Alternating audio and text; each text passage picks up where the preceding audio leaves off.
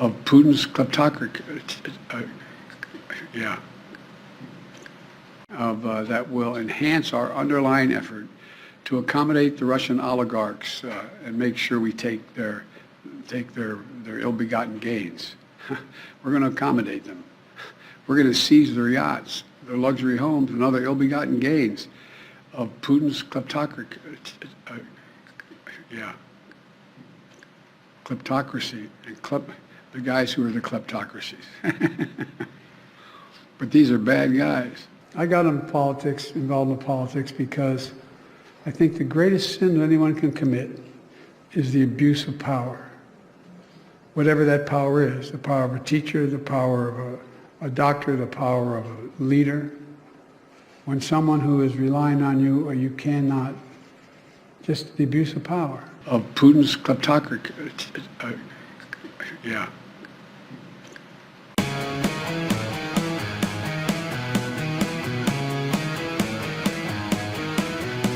Of course, Biden seeks not 32 billion, not 34 billion.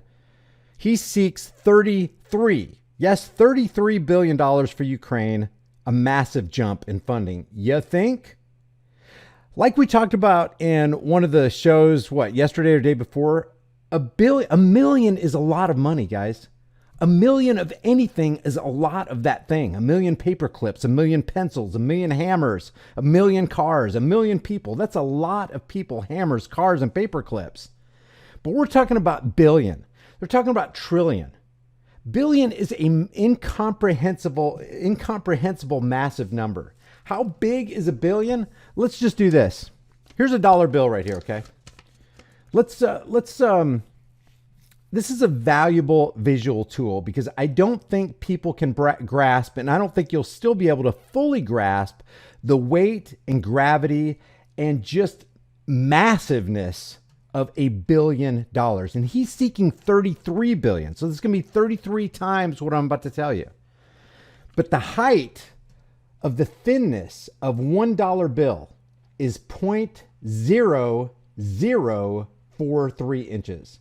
What you're looking at right there is 0.0043 inches. It's 1/10,000th of an inch tall if you lay it down flat.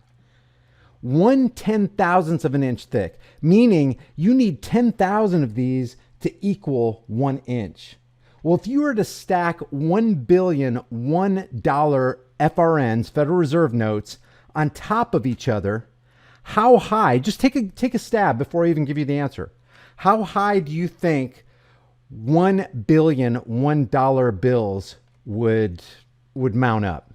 Would it be as high as your house? Would it be as high as the tallest skyscraper in the world, which currently I think is still the Burj Khalifa? Would it be as tall as Mount Everest, which is 29,000 feet? If you take 5,280 feet, which is how many feet are in a mile, and divide 29,000 by it, it's about 5 or 6 miles tall. Will it be 5 or 6 miles tall if you had 1 billion of these? Would it be, somebody guessed 67 feet. Let me just tell you, 1 billion $1 bills, 1 billion .0043 inch high $1 bills would be 67.8, not inches, not feet, miles. Stacked flat, not stacked like this, stacked like this. 67.8 miles. Now, let me show you, just while we're still on the thickness of the dollar. What if you said, okay, how high would a trillion $1 bills, 0.0043 inches thick, stack up into the sky?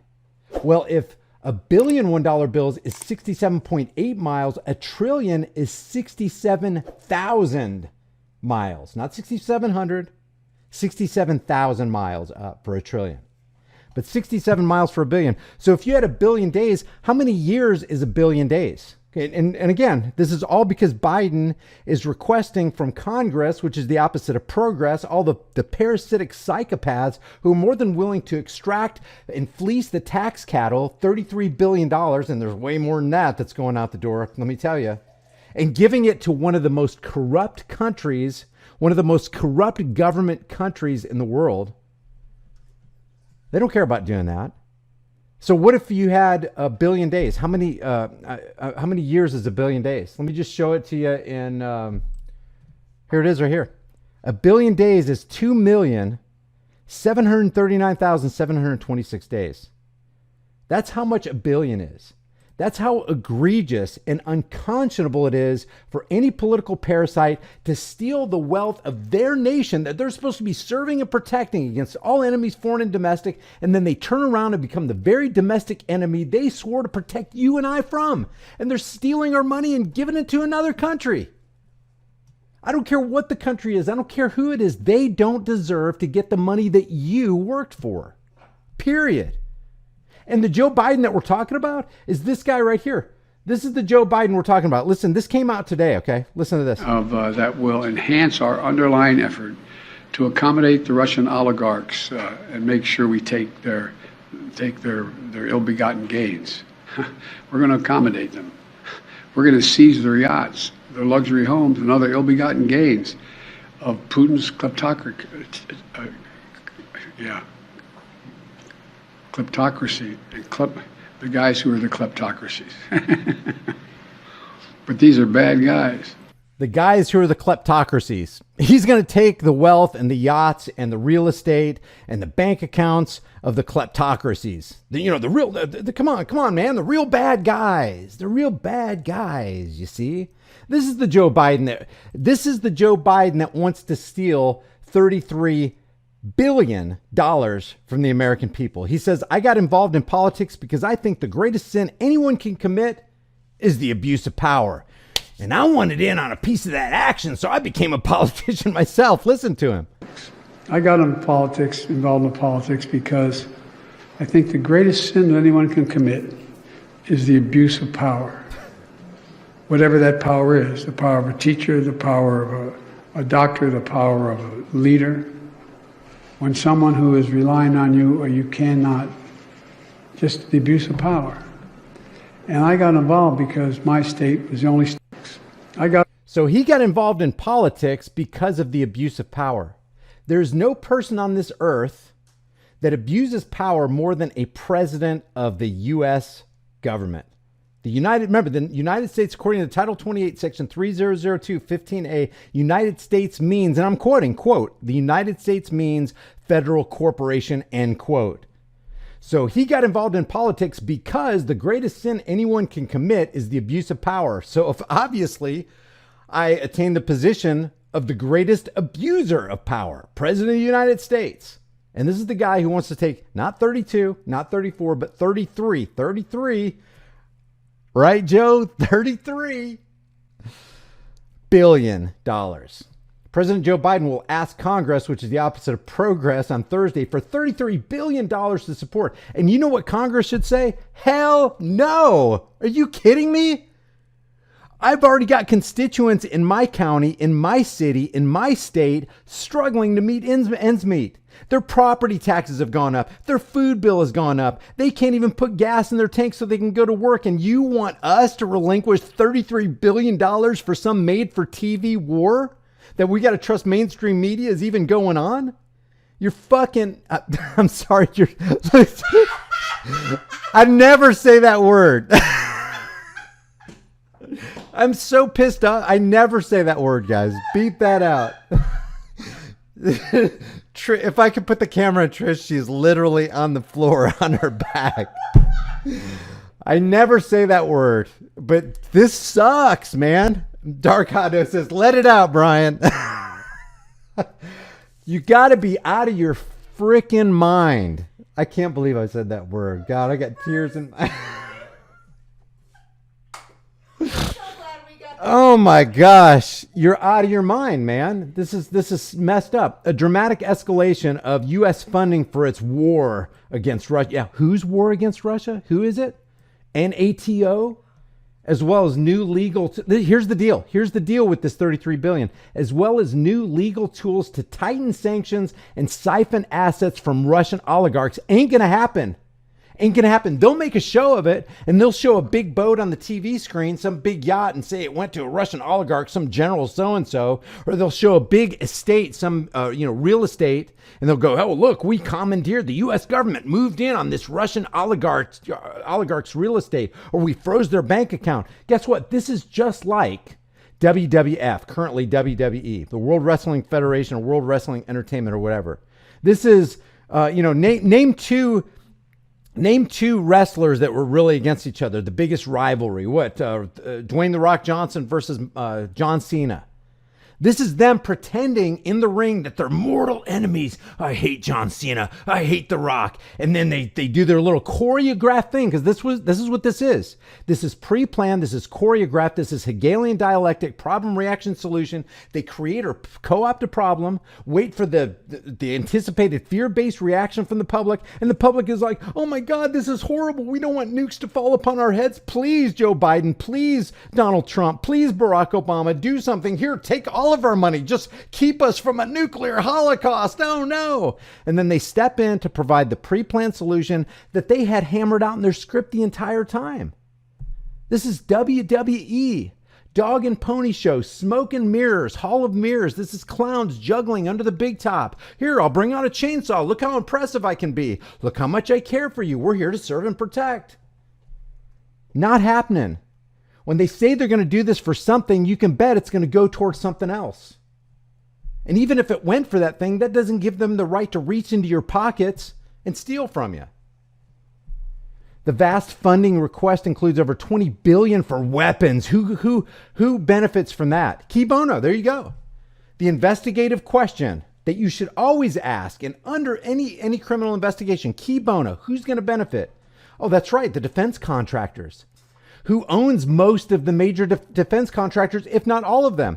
Vanguard, State Street, BlackRock. Who are they tied in with? Ownership of the government, World Economic Forum, WHO, CDC. It all ties in together. And if you had a big chart, a big graph with all these, red tape, pointing to, linking this one with that one, which is this one, and then there's the big bubble in the center.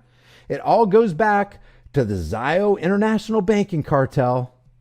Just think JP Morgan, John D. Rockefeller. Think about all those guys. They're playing this for the long game, guys. They'll wait. They're patient. They got deep pockets. They're enjoying themselves as they inch closer and closer to the grave. Or do they die? We don't know. I don't know. They play the long game, though. Oh, they'll wait you out.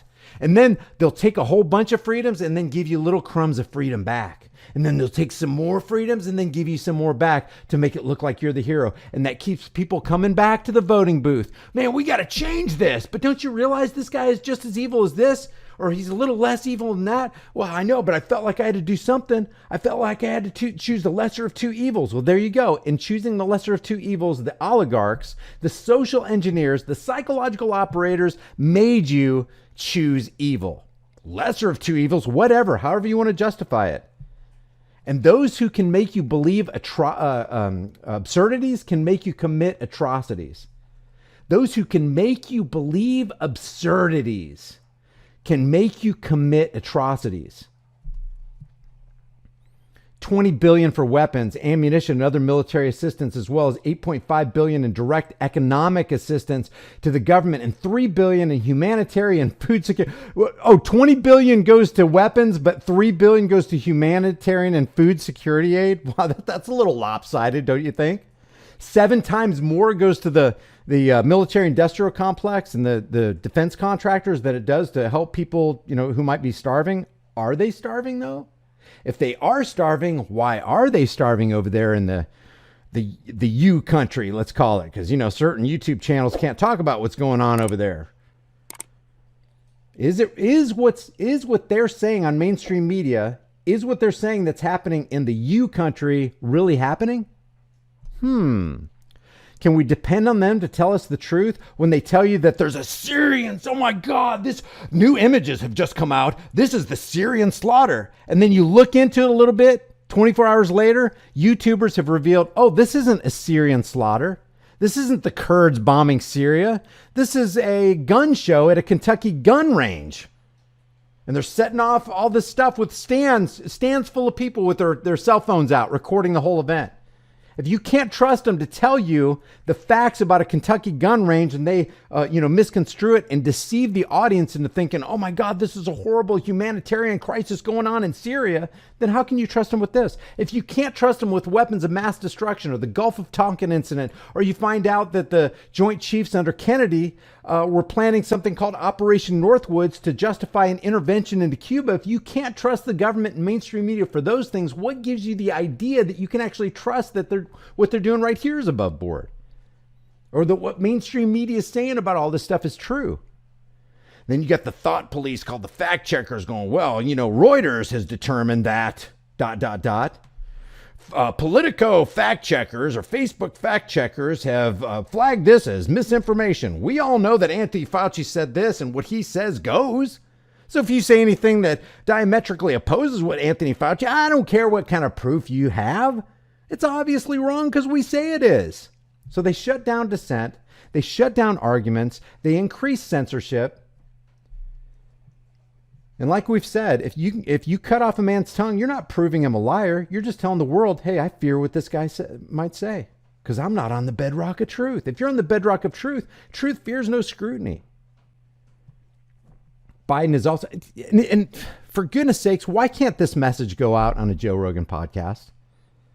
There's so many things that need to be said on a Joe Rogan podcast where 10 million people tune into this guy. Why don't you hear that kind of stuff? And I'm talking about absolute terms where it's like, yeah, but hold on a second. If you're going to talk about, you're concerned about money laundering and counterfeiting and bribery and theft, why aren't the 535 in the halls of Congress behind bars right now? Because they're involved in heavy duty, highfalutin, professional grade, certified theft every single day. Not only the theft of your wealth in your pocket, but also the rights, your rights. They're stealing your soul from you. That's what they're doing. They're sucking your soul out of your system.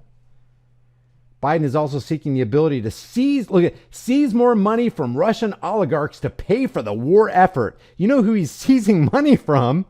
He's seeking the ability to seize money from the American tax cattle. Because where's that money coming from, that $33 billion? It comes from you. It comes from me. It comes from future unborn generations. This is called transgenerational debt slavery. They're literally economically shackling our unborn posterity, saying they're going to seize more money from Russia.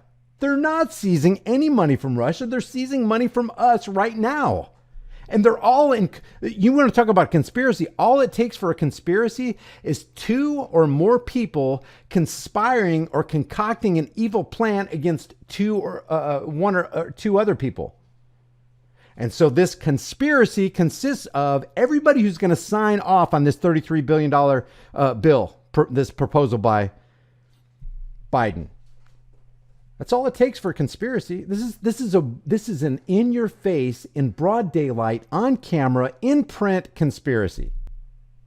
Conspiracies are real, and there doesn't have to be any theory attached to that. It's either a conspiracy or it's not. And if stealing $33 billion worth of wealth from the American tax cattle is not a conspiracy, then there's no such thing as a conspiracy. His proposal would have lawmakers hand his administration new capabilities. Okay, so it's not about just seizing and stealing money from the American tax cattle. It's about empowering the U.S. government even more than it's already empowered. But this is under the cover of letting U.S. officials seize more oligarchs' assets, give the cash from these seizures to Ukraine, and further criminalize sanction dodging. Sanctions is an act of war, period. And anybody who initiates a sanction initiates an act of war. This would be like me saying to you, hey, I know you're my neighbor, but me and all the other neighbors have gotten together and we've decided we don't want you going to the store anymore to buy medicine for your child. So we're going to lay sanctions on you until you meet our demands. You're like, wait a second, I need this medication for my child or my child is going to die. Well, too bad. Oh, and by the way, not only are we going to lay sanctions on you as far as medical is concerned, we're going to cut you off from food supply and we're going to cut off your energy. We're turning your lights off. You can't have energy unless you meet all the other neighbors' demands. How does that make you feel? If we did that to you, how does it make you feel? It's going to put you on the defensive. It's going to make you go get that personal protection device and go, I'm not meeting these demands. I'm standing firm and, I don't know, Patrick Henry, give me liberty or give me lights out. And I'm not talking about energy lights out. I'm talking about I'm going to have liberty. And sanctions keep me from putting out my hand to some liberty. And your demands are evil and unreasonable. And that's what's going on here. The steps include letting the Injustice Department, let's just call it what it is, use the strict U.S. racketeering law once deployed against the mafia. Get this, we're going to go over the RICO Act here. The Racketeer Influenced and Corrupt Organizations, or RICO Act, to build cases against people who evade sanctions. Guys, these laws are not crafted against Russian oligarchs. These laws are funded and crafted against the American people. How do we know that? Because history repeats itself, and those who do not learn from history are doomed to repeat that history. Look at this. Let's talk about the RICO Act just real quick. The RICO Act, what does it do? It has 3 specific crimes that are included in it, or 35 specific crimes. Gambling's one of them. Murder, kidnapping. Murder, you know what I think about the murder? Kidnapping, extortion, arson. When I think of murder and arson, I don't know. I kind of think about this place right here. When I think about murder and arson having to do with the U.S. government, I kind of think about this place in Texas. I'm not going to say the word because it's going to trip off some algos, but you know what I'm talking about here. You know how many people died in that little fiasco? 76. You know how many of those were children? 20. Or 20. It was 20 or 26. But it was a lot of children. And you know who set that fire? The U.S. government. The FBI. So when this says it's against murder and arson, how about robbery? You know when I think of robbery? I think of, here, let's see. Let's do this. Let's pull up a Google image. What I think of robbery is, just put this image in your mind when you think of robbery, because that's what it is. Ever since 1913, what is that? Almost 110 years ago, 110, 111 years ago. When the Federal Reserve came online, they started extracting the time and laboring energies of every single American. And in 1913, something else came along with the Federal Reserve Act in 1913. It was also the income tax. The income tax came online same year that the Federal Reserve did. Coincidence? I'll leave you to decide that. But when I think of robbery, I think of this. And when I think of arson and murder, I think of this. And let's just, there's 35 to this. I'm not going to talk about, the bribery, dealing obscene matter, bribery, counterfeiting. Oh, when I think of counterfeiting, I also think of this right here.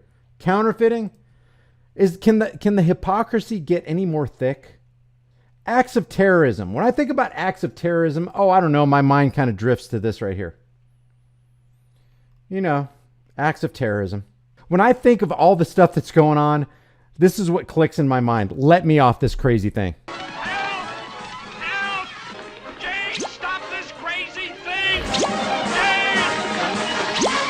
That's what I think when I think of them giving away more and more of our money. 33 billion. 33 billion here, 1.2 trillion there. Oh, we got to raise the debt ceiling. When I think of robbery, I also think about this. Remember the TARP bailout? TARP bailout. They came to the American people and they said, Paul Volcker said, if we don't get $700 billion, America's really going to suffer. So what happens? They rob from Main Street to bail out Wall Street. That's what I think of when I think of robbery. So you get this RICO Act. Sounds like it was designed for, I don't know, nabbing the people in the U.S. government. So they talk about enacting this RICO Act, or putting more powers on it, putting more powers in the lap of the United States government. But those powers, when the power of the U.S., the federal government increases, the rights of each and every American decreases. They have to work harder and harder for less and less. They have to spend more and more for less and less because the value of the dollar is trashed. That's why Amschel Rothschild said, give me control over a nation's money. I don't give a damn who makes the laws. I don't care who the politicians are, what laws they craft. We're basically sitting back here laughing. I don't know if it's true or not. Let's see. There was a quote that I saw that was attributed to J.P. Morgan. And I don't know, maybe I'll pull it up in a second. I hate to turn my phone on because I know it's going to start buzzing like crazy, but I wanted to show you this. This is obscene. I'm not going to go through the rest of this article right here. This is from kitco.com, and it's basically a duplicate of They're basically promoting what Reuters has said. But if any of this is true right here, if he truly is going to Congress to seek another $33 billion so that we can be pilfered again, it's unconscionable. It's criminal. It's truly criminal. We need to call things what they are. We need to drop the euphemisms. We need to realize that politics is and will always be the clever and deceptive art of using euphemisms, lies, emotionalism, and fear-mongering in order to dupe average people like you and me into accepting and even demanding the chains of our own enslavement. Here, take $33 billion. Please, whatever you do, please just keep us safe, no matter what. Yeah, the U.S. government's going to keep you safe. Here's what they attribute to J.P. Morgan. I don't know if it's real, but based on the way J.P. Morgan acted during the course of his life and what he did against the American people, I would not doubt it. He said, people without homes will not quarrel with their leaders. This is well known among our principal men now engaged in forming an imperialism of capitalism to govern the world. J.P. Morgan here. By dividing the people, we can get them to expand their energies in fighting over questions of no importance to us, except as teachers of the common herd. They think so highly of themselves, they really believe that they are the masters of the world. And wouldn't J.P. Morgan be proud of what Klaus, Great Reset, Fourth Industrial Revolution, You'll Own Nothing and Be Happy, merging biology with technology, Schwab is doing with the world at the World Economic Forum? What the Bill Gates of this world, what the Jeff Bezos of this world are doing, what the leaders of this world are doing. I don't trust Putin. I trust Putin as much as I trust Biden, and that's zero. I trust him zero. So I wanted to bring this to you. I didn't expect this to go over 20 minutes. I apologize for the length of this, but if you think that this is valuable information to get out to the masses, because most people don't consider how much $1 billion is, or how much $1 million or $1 trillion is, and they throw this around like, it's nothing. You know what Joe Biden should say? Zelensky, you want $33 billion? Let me think about it for a second. Okay, second's up. We can't afford it. Bye. That's all you'd have to say. We can't afford it. We're already leveraged. Have you seen our national debt? It says on the debt clock over $30 trillion. If you count unfunded liabilities, it's like $164 trillion. You'll never get out of that. No, we can't. By the way, we're cutting off all foreign aid. Why? Because we can't afford it. We just can't afford it. Number two, it wouldn't be right for us to take bread from our children's mouth and give it to children that we don't know. And then people look at you. It's this big psychological operation. They look at you and go, what? You don't want to give $33 billion to the people struggling over there in the U country? You are not human at all. And so now you're the bad guy because you don't think it's right for criminals to steal from your neighbors. It's outlandish, completely outlandish.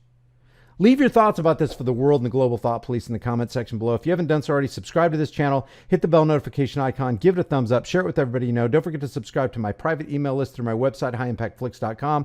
Also subscribe to me on High Impact Flix, and here's the deal. I'll see you guys in the next heavily censored shadow ban video.